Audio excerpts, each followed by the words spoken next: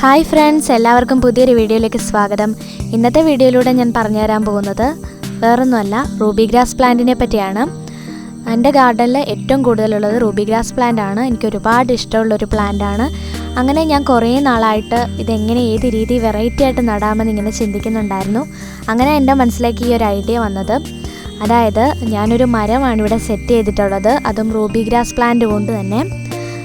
നമുക്ക് വളരെ എളുപ്പമാണ് ഇത് ചെയ്യാനും വരയ്ക്കാനൊക്കെ എളുപ്പമാണ്. പക്ഷേ ഇത് നട്ട് മുഴുവൻ ഫില്ല് ചെയ്തെടുക്കണമെങ്കിൽ ഒരുപാട് ടൈം എടുക്കുന്നുണ്ട്. എന്തായാലും 2 ദിവസം മുമ്പായിരുന്നു ഇത് ചെയ്തത്. നല്ല മഴയായിരുന്നു, അത് കാരണം വീഡിയോ എടുക്കാൻ പറ്റിയില്ല. അപ്പം ഞാൻ ചെറിയ രീതിയിൽ ഒരു വീഡിയോ ചെയ്തു. ഇത് നടന്നെടുക്കാൻ പറ്റിയില്ല, വരയ്ക്കുന്നതൊന്നും എടുക്കാൻ പറ്റിയിട്ടില്ല. അപ്പോൾ ഇങ്ങനെയൊക്കെയാണ് ഒന്ന് സെറ്റ് ചെയ്തെടുത്തത്. ഇത് നിങ്ങൾക്കിനി ഇപ്പോൾ ഈ ഒരു ഷേപ്പിൽ തന്നെ നടണമെന്ന് നിർബന്ധമൊന്നുമില്ല.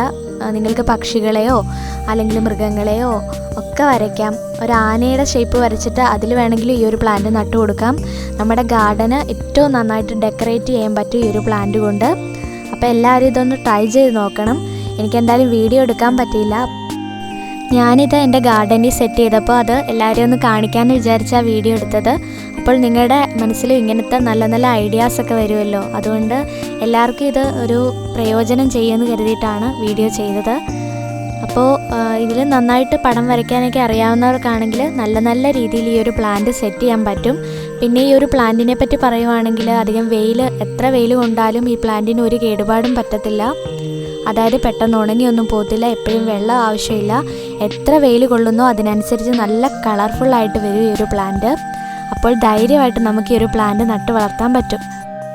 ഈ ഒരു പ്ലാന്റ് നമ്മൾ നട്ട് കൊടുത്താൽ മാത്രം പോരാ, അതിനെ വേണ്ട രീതിയിൽ കെയർ ചെയ്യാൻ കൂടി വേണം. അല്ലെങ്കിൽ നമുക്കൊരിക്കലും ഇത് സക്സസ് ആവത്തില്ല.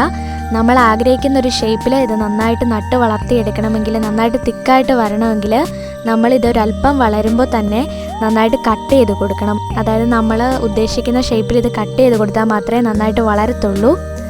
അല്ലെങ്കിൽ വല്ലാതെ ഒരു ഷേപ്പില്ലാതെ നീളം വെച്ച് പോകുന്നതായിട്ട് കാണാം ഈ ഒരു പ്ലാന്റ്. അതുകൊണ്ട് കട്ട് ചെയ്യാൻ വേണ്ടി പ്രത്യേകം ശ്രദ്ധിക്കണം. ഈ ഒരു പ്ലാന്റ് കട്ട് ചെയ്ത് കൊടുത്തതിന് ശേഷം ഒരുപാട് ബ്രാഞ്ചസ് വരുന്നതായിട്ട് കാണാം. അപ്പോൾ നന്നായി തിക്കായിട്ട് വളരാൻ തുടങ്ങും. അപ്പോൾ എല്ലാവരും ഇത് ട്രൈ ചെയ്ത് നോക്കണം. എന്നിട്ട് നിങ്ങളുടെ അഭിപ്രായം എന്തായാലും കമൻറ്റ് ബോക്സിൽ വന്ന് അറിയിക്കാൻ മറക്കരുത്. അപ്പോൾ വീണ്ടും പുതിയൊരു വീഡിയോയുമായിട്ട് കാണാം. അതുവരേക്കും ബായ്. നിങ്ങൾക്ക് ഈ വീഡിയോ ഇഷ്ടമായാൽ ഒന്ന് ലൈക്ക് ചെയ്യാൻ മറക്കരുത്. ചാനൽ ആദ്യമായിട്ട് കാണുന്നവരുണ്ട്, ഒന്ന് സബ്സ്ക്രൈബ് കൂടി ചെയ്തേക്കണേ. റൂബി ഗ്രാസ് പ്ലാന്റ് എങ്ങനെയാണ് ശരിയായ രീതിയിൽ നടേണ്ടതെന്ന് ഒരു വീഡിയോ ഞാൻ നേരത്തെ അപ്ലോഡ് ചെയ്തിട്ടുണ്ട്. അത് കാണാത്തവരുണ്ടെങ്കിൽ ഐ കാർഡിൽ ഞാൻ കൊടുത്തേക്കാം, അതുകൂടി ഒന്ന് കാണണേ.